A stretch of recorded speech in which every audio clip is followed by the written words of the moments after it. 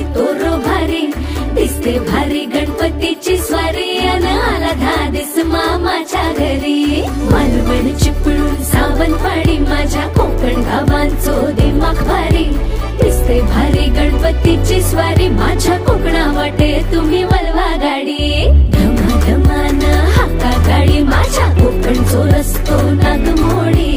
कारी नये बाबा